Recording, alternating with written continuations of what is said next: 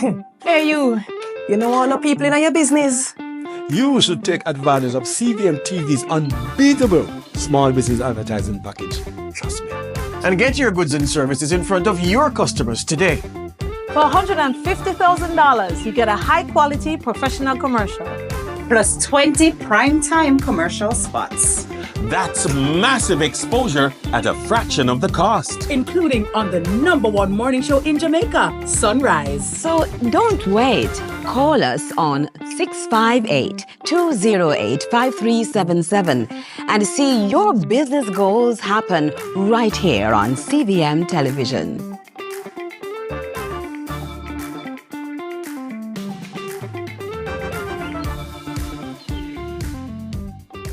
Arnett Gardens have climbed to second in the standings and are seeking a third win in a row. They take on a Harbourview team who are winners of 2 of their last 3 matches. CVM TV's Sunday Matchday returns with Matchday 24 in the Jamaica Premier League. The Harbourview Mini Stadium plays host to this clash of Premier League giants starting at 3:15 p.m. It's Sunday Matchday. Harbourview versus Arnett Gardens, February 16, kickoff at 3:15 p.m. Sunday's JPL match on CVM, powered by Sunshine Snacks and ABC Electrical. You can open a Sagicor Bank savings account from anywhere. Go online and open yours today. The time by Sagicor Bank is 7 o'clock.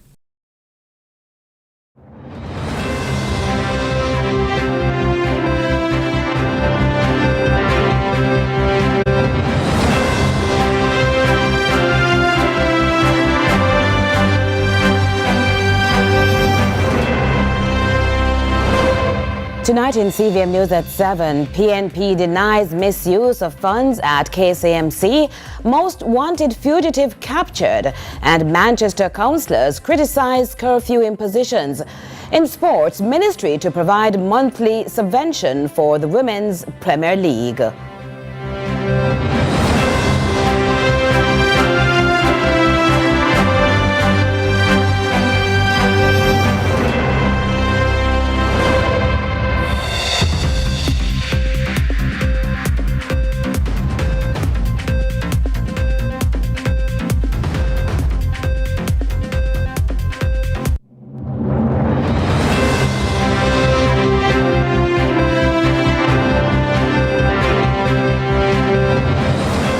From Kingston, Jamaica, this is CVM News at 7, the weekend edition for Saturday, February 15, 2025. I'm Carolyn Brown. Thanks as usual for joining us.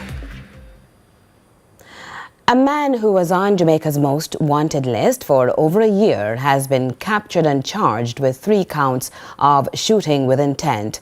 47-year-old Glendon Amos, also known as Bull, was wanted for opening fire on police officers during an operation in Commodore, Linstead on September 9, 2023.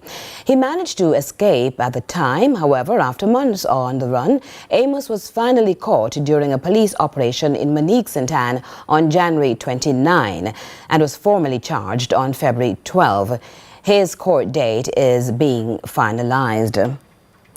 And another wanted man was shot and killed in a confrontation with the police in Port Moran, St. Thomas, while another man has been arrested and charged, Police say 33-year-old Orville Denny, also known as Marvin, was wanted for murder in St. Andrew North. Around 1 a.m. Tuesday, officers set up a checkpoint targeting Denny. He and 20-year-old Siobhan Davis were spotted on a motorcycle but refused to stop when signaled. Denny allegedly pulled a gun and fired at the police, triggering a shootout. Both men fled, but Denny was later found with gunshot wounds and taken to the hospital where he was pronounced dead. A pistol was recovered. Davis was captured and is now facing multiple charges, including illegal possession of firearm, possession shooting with intent. He is set to appear in the Yallis Parish Court on February 21.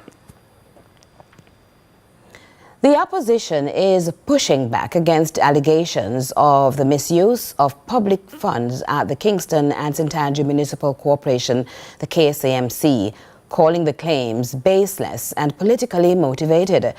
At the center of the controversy, WhatsApp messages and voice notes linking a former PNP caretaker to the party's General Secretary. Ramon Gordon has the latest on that saga. The opposition is hitting back against allegations of public fund misuse at the Kingston and St Municipal Corporation, calling the claims false and politically motivated. Mayor of Kingston, Andrew Swaby, and the PNP have come under pressure since a radio news report back in January. The controversy centers around WhatsApp messages and voice notes between former PNP caretaker for Central Kingston, the embattled Lawrence Rowe, and the party's General Secretary, Dr. Dayton Campbell. Rowe claims a member of Mayor Swaby's staff instructed him to collect $300,000 in cash from the KSAMC. Mayor Swaby, in a statement on January 31, denied the allegations, insisting the funds distributed to the PNP representatives last December were privately raised. Opposition leader Mark Golding has also dismissed the claims, calling them a deliberate attempt to distract from the government's ongoing challenges. Yeah, this is just a distraction because of what's happening elsewhere. Illicit enrichment investigations of the Prime Minister, which are unresolved happening. I want to know what's happening in relation to the Financial Investigations Division investigation of the Prime Minister's affairs and tax declarations which cannot be certified all now. I heard the media talking about that. Golding was speaking recently at a PNP press briefing. The PNP leader also reacted to Jamaica's drop in the Corruption Perceptions Index, calling it a sign of growing concerns about transparency. We have a Prime Minister who's under investigation for illicit enrichment. We have 7 other parliamentarians who are under investigation for illicit enrichment. We have attacks on the anti-corruption agency of the country, attacks from within Parliament on them, attacks through the court system seeking to strike down the entire legislation that supports the anti-corruption architecture of the country. And who is bringing that litigation? The Prime Minister, who's the head of government. A senior JLP spokesperson fired back. We remain committed here in Jamaica to the fight against corruption. The Prime Minister has fulfilled his obligations. He essentially completed his statutory declarations, and the truth of the matter is that the Integrity Commission did not establish any finding of impropriety. The Prime Minister complied with the Integrity Commission legislation. He dutifully submitted his statutory declarations. The matter is now before the courts, and essentially the courts, which is the competent authority at this stage, will make an appropriate determination in the weeks and months ahead. And while those contemplations continue, the government remains undeterred. When you look at the successes in our economy, what is happening with our crime management strategies and how successful that has been, and a series of other pluses, it really is an opportunity to support the government, its programs, its policies, but also beyond that to support the legislative agenda of the administration to ensure that we continue on that path of success. Ramon Gordon for CVM News. And the PNP has dropped its legal challenge for mayorship in Clarendon, an announcement made by Cian Barneswell in a municipal meeting. The legal quandary began late last year when the PNP won the Annan Town Division by-election, creating an electoral tie of 11 seats for both parties. Courtney Lewis picks up that story. In a shocking turn, Councillor Cian Barneswell has withdrawn his bid to be mayor in Mapen Clarendon. After a long back and forth about who should assume mayorship, the Hayes Division councillor says the People's National Party PNP has conceded upon advice from its legal advisor. And while we, the PNP caucus, saw it fit for this matter to go before a judge or a court to rule on same, because we are of the view that there's ambiguity with Section 61 of Schedule 2 of 8th Schedule of the Local Governance Act. But in the interest of time, Chairman, we, the PNP caucus, decide that we will not go any further with the matter. Comments from the Attorney General were also considered in the decision-making process. The Attorney General Chambers found that where there is a tie in political representation followed by a by-election, the person who was chairperson and before the by-election and remains as chairperson after the by-election. In other words, Joel Williams, mayor before the PNP secured the victory in the Annan Town by-election, bringing an electoral tie of 11 seats for both the JLP and PNP, remains as chairperson and mayor. But Barneswell says advocacy for changes in the operation of the corporation will continue. We will still advocate for changes which my colleague had raised earlier. Changes being made to the composition of the committees which are not fully constituted. Changes being made to the chairman of committees.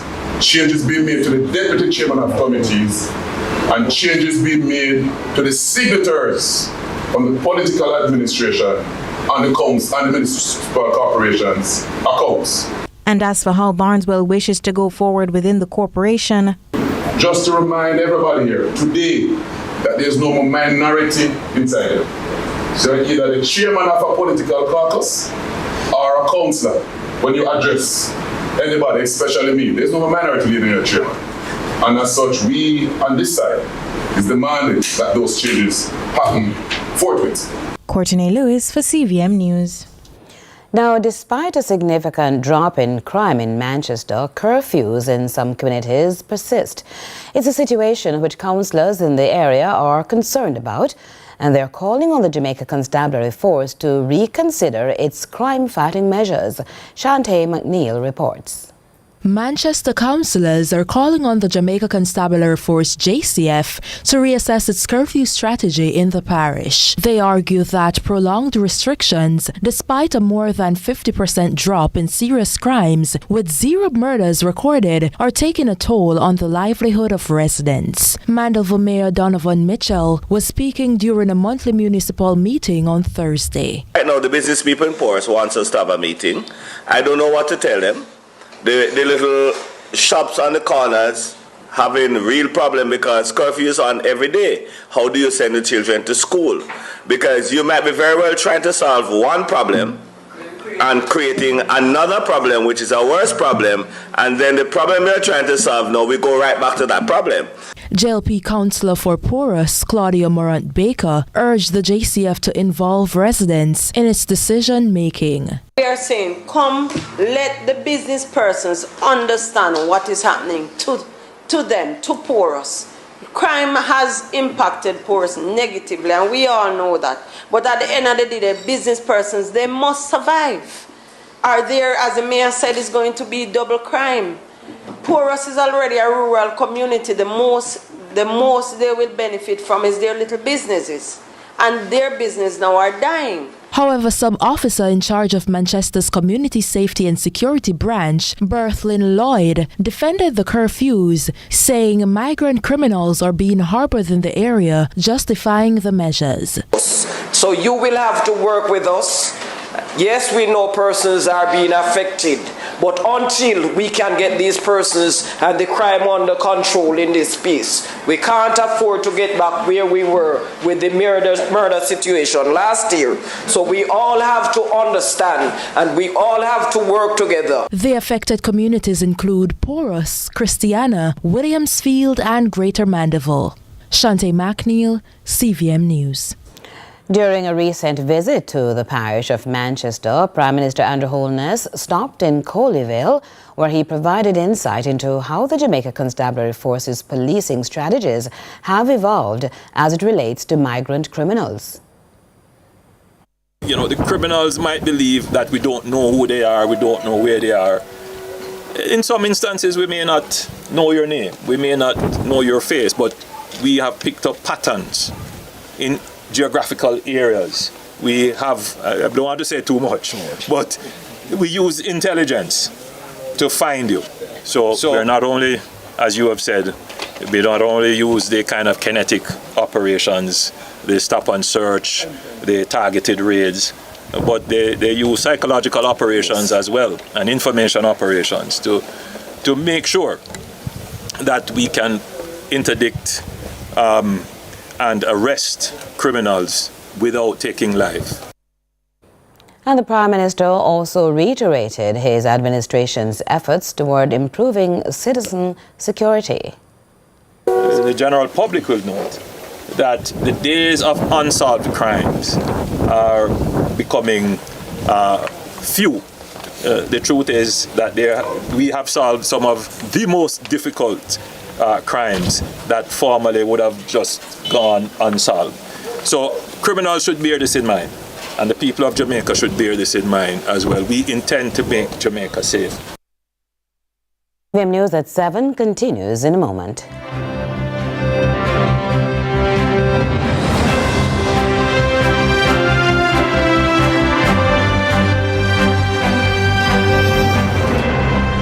Arnott Gardens have climbed to second in the standings and are seeking a third win in a row. They take on a Harbourview team who are winners of 2 of their last 3 matches. CVM TV's Sunday Matchday returns with Match Week 24 in the Jamaica Premier League. The Harbourview Mini Stadium plays host to this clash of Premier League giants starting at 3:15 p.m. It's Sunday Matchday. Harbourview versus Arnott Gardens, February 16. Kickoff at 3:15 p.m. Sunday's JPL match on CVM, powered by Sunshine Snacks and ABC Electrical. Watch the exclusive broadcast on CVM as the Jamaica Tourist Board proudly presents the annual Golden Tourism Awards ceremony. This prestigious event is dedicated to honoring tourism workers who have served 50 years or more in the industry. In addition to recognizing long-standing contributions, we will also highlight hotel partners who have played a pivotal role in the growth of the industry. Tune in Wednesday, February 19 at 8 p.m. and be part of the celebration of these golden achievements.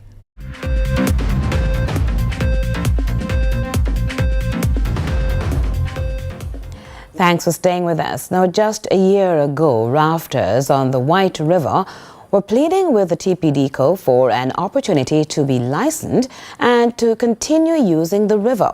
However, all of that ceased this week when the entity closed the river permanently.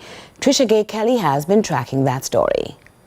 It's been a long and hard battle for the White River rafters in St. Mary, who are now left without jobs after the tourism development company TPDCO ordered the vicinity closed to illegal rafting. The rafters say they are left to fend for new sources of income. We asked them if some big guys could come in and help us to do that.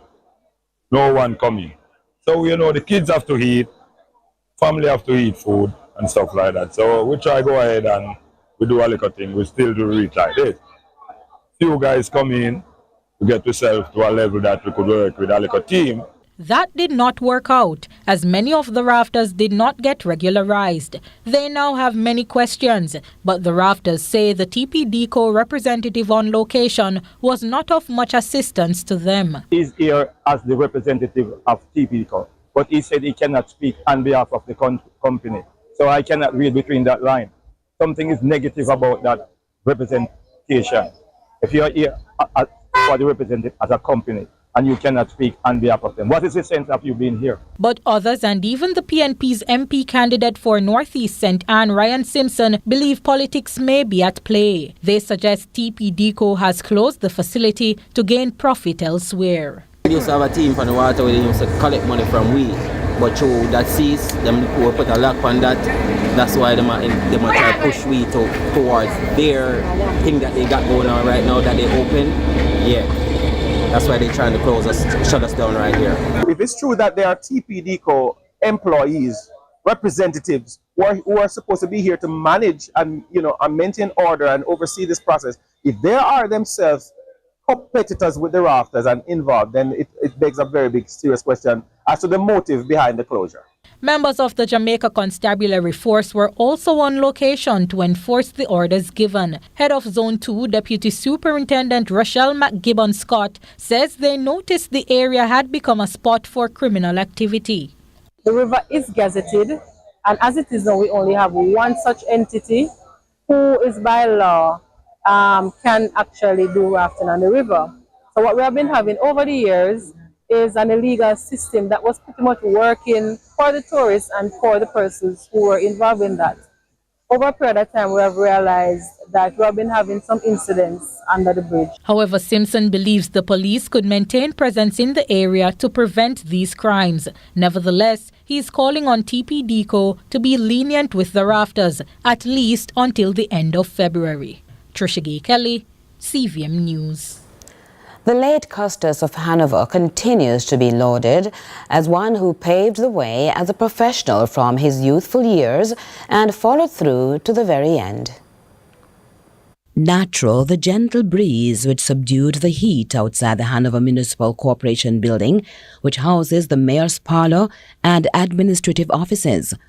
On the inside, technology in duplicates did the job for the representatives gathered to pay tribute to the Governor General's representative, the late Dr. David Stair, who served his parish from 2009 to the time of his death on February 5, 2025, and remember his family.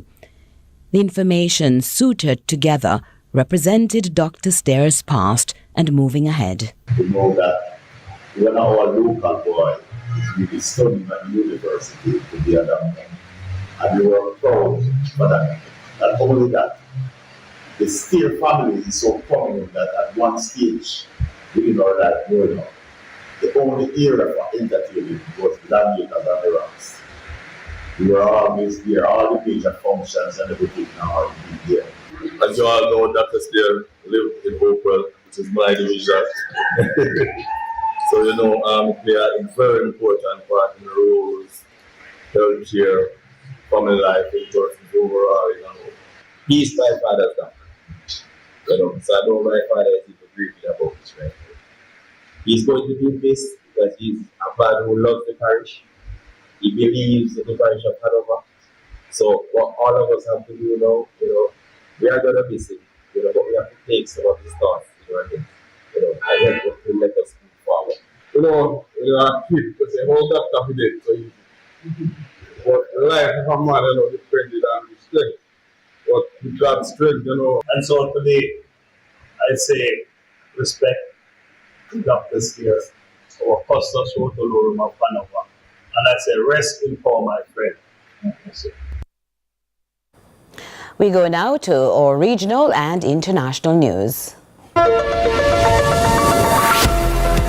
We begin with news in the region. President Dr. Irfan Ali on Friday revealed that Ghana is discussing migration plans with the U.S., but this will not involve persons being deported to Guyana to be held in prisons. More from Newsroom Guyana.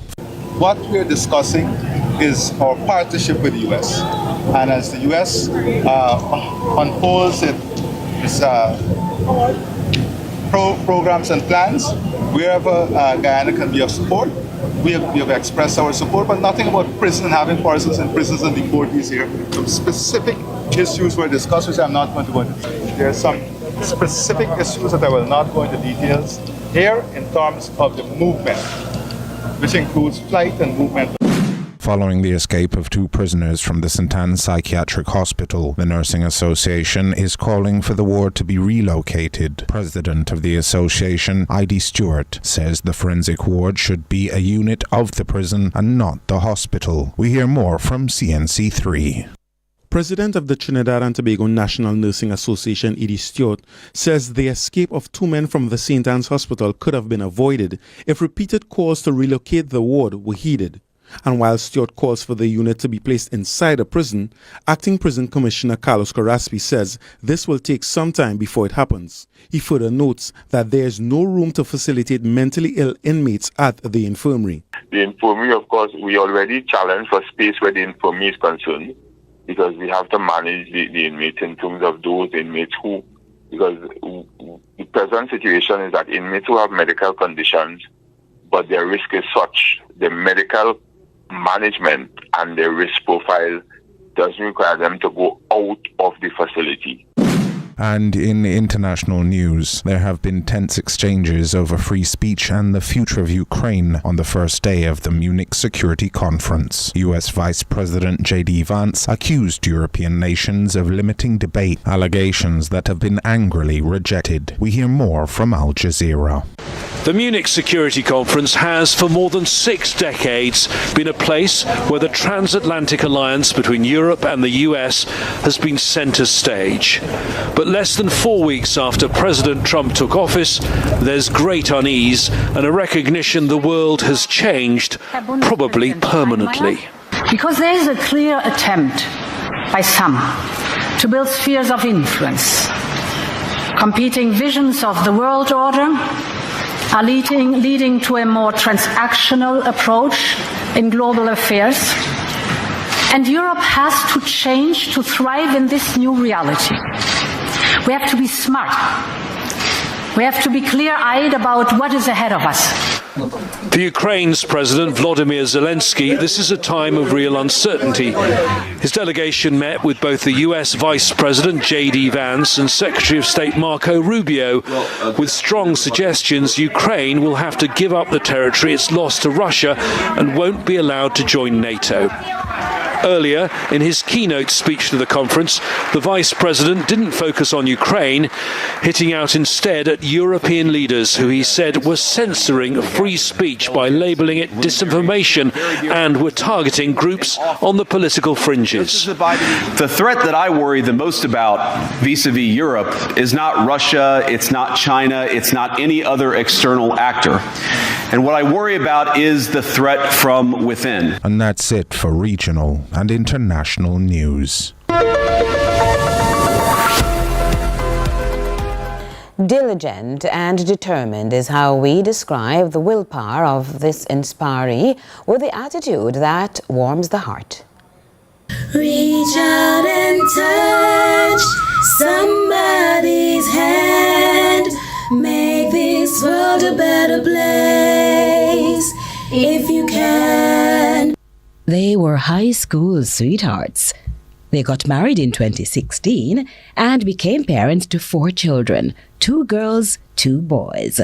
Their second-born, a daughter, has taught them, among other things, patience, understanding, and how to trust God more. Hi, my name is Dimitri Roswell.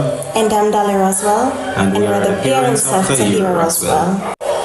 So Tahira is currently 8 years old. Her birthday was February 6th. About when she was 8-month-old to 9-month-old, we noticed that she wasn't achieving her milestones, and it raised a concern between us and her grandparents. So I can remember my mom saying to us that, you know, the baby isn't sitting up on her own at certain months old. She's not, you know, picking up things. She's not holding anything. She's not achieving the milestones, moving things from hand to hand and stuff like that. So they were pushing us, really. They were pushing us to go and, you know, do some in-depth checks. We left from Portland at the time and we moved to Montego Bay. That's because we both got a job in Montego Bay. So we moved from Portland to Montego Bay, and when we were there, we registered at the hospital. The clinic. And then from there, the nurse found out what was wrong. And what followed was outside their expectations. We took her to her 9-month clinic visit, which is a routine visit. And while we were at the clinic, the nurse noticed that her charts were looking, you know, not so average like a regular average child. And she measured up her head and she saw that the size of her head was 2 to 3 centimeters smaller than usual. So right there, that raised a concern. Among the recommendations, a CT scan. We brought the report to the doctor. He read and saw that she had calcifications in her brain, in which she would have gotten brain damage, possibly in utero while I was pregnant with her. He didn't say that it was caused by the Zika virus. We didn't get a direct diagnosis as to what exactly caused. During the pregnancy with Tahira, there was the outbreak of the Zika virus. But strangely enough, I don't remember getting sick with the Zika virus. I don't know to say if someone in the household got sick with the virus, but I didn't get sick with the virus. So we didn't have a concern to say maybe, you know, I got sick, maybe we should go to the hospital to get things evaluated, maybe let's start early. We were young, we were trying out in life, and we were pregnant with our second child. And throughout the pregnancy, I was sick like a usual pregnant person, morning sickness. With her, it led up straight up to birth. I had morning sickness and I didn't gain a lot of weight, in which, you know, in some pregnancies, things like these are normal. Now, while not leveling blame for the neurological condition Tahira, nicknamed Hira, now lives with, which affects the nerves and the muscles known as cerebral palsy, the couple remains baffled about the delayed diagnosis, and in another parish at that. We had a Tahira at the Port Antonio Hospital, and thinking about it years later, I would say to my husband that the doctors and the nurses should have really taken the time out to see that this baby's head is smaller than a usual baby's head. I mean, to the eye, she wouldn't look like she was sick. She didn't seem like anything was wrong. She looked like a normal baby. Her head wasn't, deformed in a way which would have looked, noticeable to anyone that something was wrong with this baby. But on a doctor's perspective, if they had checked and they saw that her head was smaller than usual, then we could have started early on. Right, we could have started on earlier out. So at her 9-month visit, the nurse ruled out microencephaly. Years after that experience and the renewed strength from the knowledge they have gained, Tahira is mommy's and daddy's little help, and the one from whom